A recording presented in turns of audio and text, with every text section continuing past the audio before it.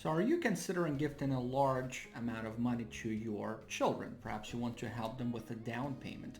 And there's certainly nothing wrong with this approach, assuming, of course, that you can afford it. But I'll tell you from my experience, many people are not comfortable with direct gifts of this nature without any strings attached. So this is where a promissory note can be quite helpful. For those of you who haven't met me yet, my name is Alex Seleznev. I'm the founder and president of Capital Squared Financial, a wealth advisory firm. So promissory notes, what are they? So think of them as legal documents that you can craft yourself, even though usually I wouldn't recommend that. I would suggest that you reach out to a qualified attorney to do so. You can certainly find many templates on the internet. So you define the terms, you define what interest rate should be used, even though you really need to use the IRS tables for that, depending on the term of the note.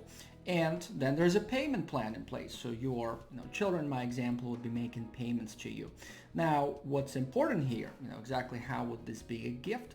Well, in any year, in any calendar year, you'd actually be able to for gift up to the annual gift tax exclusion, which is $17,000 in 2023 and $18,000 in 2024. So if that's your intent, then over time you can forgive perhaps all or most of the promissory note. Now, the other reason why this is important, especially with today's interest rates, well, if your, let's say again, children decide to get a mortgage, they're looking at an interest rate of anywhere between 7 to 8%, if not higher.